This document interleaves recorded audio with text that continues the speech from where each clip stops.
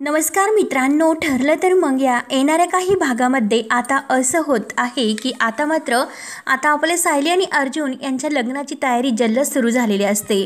प्रियाला तर असं वाटत असतं की लग्न तर होणार आहे तर माझ्याबरोबर, परंतु तिला आता सायलीने ठणकावून सांगितलेलं असते की हे बघ, लग्न होईल केवळ माझ्या अर्जुन सरांसोबत आणि माझ्या माणसांना तोपर्यंत तू त्रास द्यायचा नाही, ही गोष्ट लक्षात ठेव। कितीही तू आता लग्न करण्याची घाई कर, परंतु लग्न कुणाबरोबर होणार आहे हे मात्र आता विधिलिखित आहे।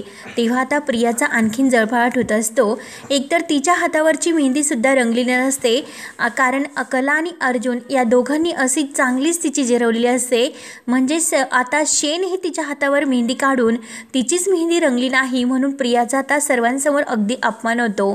तेव्हा मात्र आता सायलीने ठरवलेलं असते की हे बघ, लग्नाची सर्व विधी होतील तर ते माझ्याबरोबर, परंतु आता मित्रांनो मात्र अर्जुन हा पूर्णपणे आपल्या सायलीच्या आठवणीत वेडा झालेला असतो। स्वतःकडे त्याचं लक्ष नसतं, तो केवळ आणि केवळ सायलीच्या आठवणीत असतो। त्यामुळे त्याला इतका ताप भरलेला असतो, कारण त्याचं आता खाण्यापिण्याकडे सुद्धा लक्ष नाही, तो केवळ सायलीच्याच आठवणीमध्ये जगत असतो।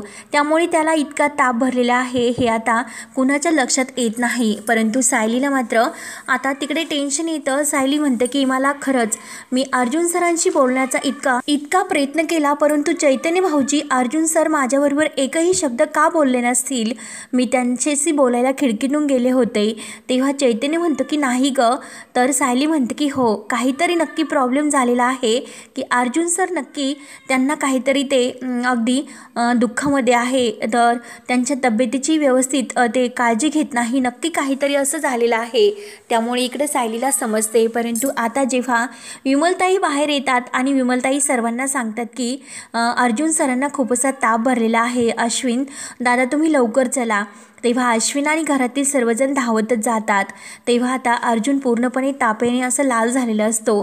तेव्हा आता अश्विन त्याला काही इंजेक्शन गोळ्या वगैरे देतो, तर आता अर्जुन हा व्यवस्थित थोडासा बरा होतो। आणि बरा झाल्यानंतर आता मात्र संगीताचा कार्यक्रम असतो।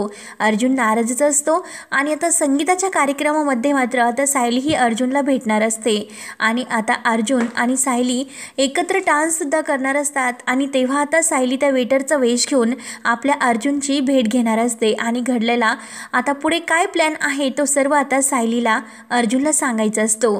त्या अगोदर मात्र आता हळदीचे आणि त्याच्या अगोदर जे चुडा भरण्याची विधी आहे, तर ते मात्र आता आपले जे काही हे राया आणि मंजिरी आहे, तर ते आपल्या सायलीला इकडे येऊन खास मदत करतात आणि राया चक्क आपल्या सायली आणि अर्जुनची तर भेटच घडवतो। कारण सर्व काही होऊन सुद्धा सायलीने इतके प्रयत्न करून सुद्धा अजूनपर्यंत अर्जुन आणि तिची भेट झालेली नसते, म्हणून सायली इकडे इतकी खुश। त्यामुळे आता मंजिरी आणि राया हे येऊन आपल्या सायली आणि अर्जुनची ह्या चुडा भरण्याच्या कार्यक्रमामध्ये अगदी येऊन या मालिकेमध्ये नवनवीन असे ट्विस्ट आपल्याला पाहायला मिळतील। कारण आता आपले जानकी आणि ऋषिकेश तर हे हळदीच्या कार्यक्रमासाठी येतात आणि कमालच करतात। त्या अगोदर मात्र आता राया आणि मंजिरी येतात, तर मंजिरी ही आपल्या सायलीकडे येते आणि चुडा भरायला तिला घेऊन येते। आपल्या पंढरपूरचा, आपल्या विठ्ठल रुक्माईचा आशीर्वाद आणि त्याने भरलेला तो हिरव्या कलरचा चुडा आपल्या सायलीसाठी ती घेऊन येते आणि आपल्या सायलीला देते। आणि तो चुडा फक्त आपल्या सायलीसाठी मंजिरी घेऊन आलेली आहे, केवळ आपल्या सायलीसाठी। तेव्हा मात्र आता चुडा भरायचा आणि मंजिरीच्या हातातला तो चुडा आणि मंजिरीने आपला विठ्ठल आणि हे रुक्माईचा आशीर्वाद म्हणून तो आणलेला चुडा पाहून सायली इतकी खुश होते आणि इतकी खुश होते। तेव्हा आता सायलीला तितका आनंद होतो, तर मंजिरीला ती विचारते की कशी आहे मंजिरी तू। तेव्हा मंजिरी म्हणते की हे बघ सायली, अर्जुन तुम्ही दोघांची भेट नाही, तुमच्या दोघांना भेटण्यासाठी खास पंढरपूरवरून रायाने मी आलो। तेव्हा आता रायाने मी आलो म्हटल्यानंतर आता कुसुमताई सांगायला सुरुवात करतात की अगं, काल तर सायली जीवाचं रान करून आपल्या अर्जुनला भेटायला गेली होती आणि पुढच्या प्लॅनबद्दल तिला अर्जुन सरांना सांगायचं होतं, परंतु अर्जुनची तिच्या आणि भेट काही होत नाही। तेव्हा मात्र आता राया सुद्धा तेथेच असतो आणि मंजिरी मंजरीसुद्धा हे सर्व ऐकते. राया विचारतो की काय झालं. तेव्हा आता सायली म्हणते की हो, मला आता अर्जुन सरांना आमच्या लग्नाबद्दल सर्व प्लॅन सांगायचा आहे, कारण अर्जुन सर हे कसे आहेत ते सुद्धा मला माहिती नाही. कारण मी त्या दिवशी तर त्यांना भेटायला गेले होते, परंतु ते एकही शब्द माझ्याशी बोलले नाही. इतका वेळ मी त्यांच्याशी बोलत होते, परंतु ते का बोलले नसतील. म्हणून आता लगेच सायली ही सर्व काही राया आणि मंजरी यांना सांगते. तेव्हा आता सायली झालेला सर्व प्रकार सांगते की अहो राया भाऊजी, मी तेथे गेले होते, परंतु तेथे त्या तन्वीने राडा घातला. अर्जुन सर आणि माझी भेट काही तिने घडून दिली नाही.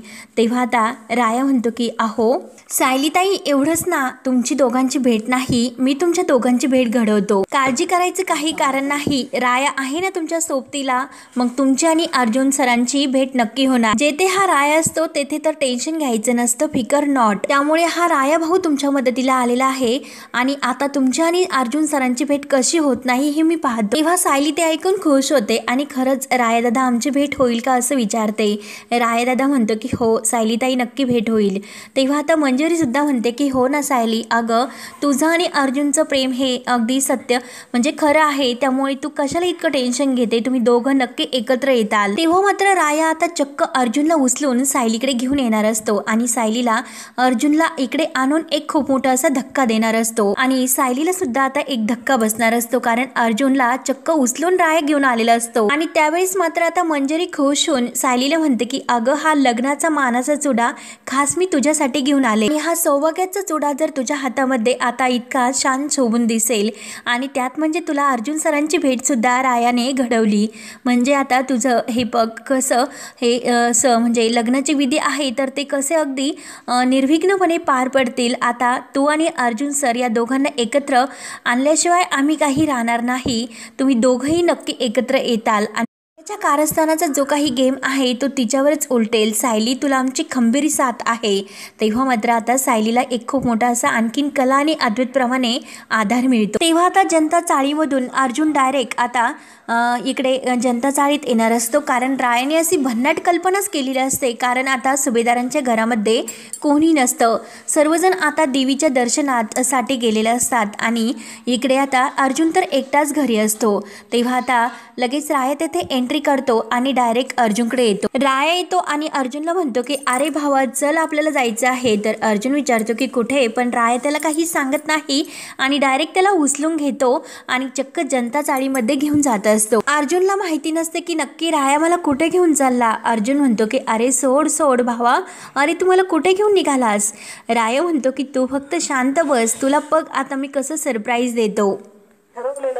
रायाने आता ठरवलेले असते की सायली ताईला केवळ आता अर्जुन सरांना असं भेटून कसा आनंदाचा धक्का द्यायचा आणि चक्क आता राया हा आपल्या अर्जुनला तेथे घेऊन आलेला असतो. तेव्हा आता अर्जुनला जेव्हा तो कुसुमताईच्या घरी घेऊन येतो तर अर्जुनला समजतं की रायाने काय केलेलं आहे आणि समोर पाहतो तर सायलीला आता त्या चुडा भरलेल्या आणि मेहंदीच्या हातावर पाहून आणि तिला इतकं नटलेलं पाहून आपला अर्जुन तर सर्व काही आपले ताप वगैरे सर्व काही विसरतो आणि एकटक सायलीकडे पाहत असतो. सायली सुद्धा आता आपल्या अर्जुनला बघून खूप खुश होते आणि राया भाऊजींना म्हणते की खरंच तुम्ही कमालच केली. अर्जुन सर आणि माझी भेट तर होतच नव्हती. काल रात्री तर मी शिडीवर चढून अर्जुन सरांच्या रूमकडे गेले होते, परंतु त्या प्रियाने मला तेथेही पाडण्याचा प्रयत्न केला, परंतु या प्रियाला चांगला धडा शिकवलेला आहे. त्यामुळे अर्जुन सर आता पुढचं काय प्लॅनिंग करायचं आहे हे मी तुम्हाला सांगते. अर्जुन म्हणतो की सायली अगं लग्न तर तिकडे होते आणि विधी तर तू इकडे सर्व काही करते. तेव्हा आता सायली म्हणते की सर तुम्ही जरी खचला असता आणि पूर्णाईंच्या वचनामध्ये तुम्ही गुंतला असताल, परंतु आता पूर्णाईंची तब्येत अगदी ठणठणीत आहे आणि आता मात्र आपल्या दोघांना एकत्र आल्याशिवाय कोणीही नाही राहू शकणार. जे आता प्रियाने आपला डिव्होर्स घडून आणला, परंतु आता जे काही आपलं लग्न परत सर्वांच्या साक्षीने आणि ह्या सर्व कुटुंबासोबत होणार आहे तर त्यात आपल्याला आता कोणीही वेगळं नाही करू शकणार.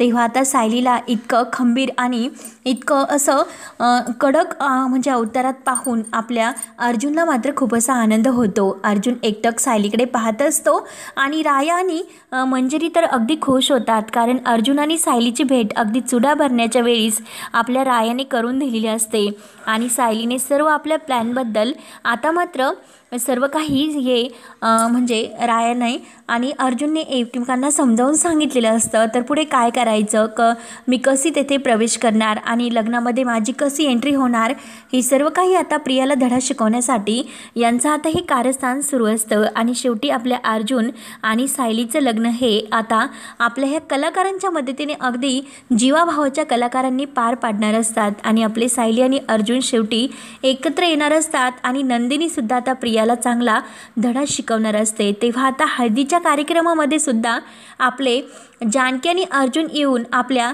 अर्जुनची उष्टी हळद हे सायलीच्या अंगाला कशी लावायला देतात आणि प्रियाच्या अंगाला मात्र जी खाज खुजलीची पावडर आहे तर ती चोळून प्रियाच्या अंगाची कशी आगाग करतात, हे आता पाहणं खूप असं रोमांचक ठरणार आहे.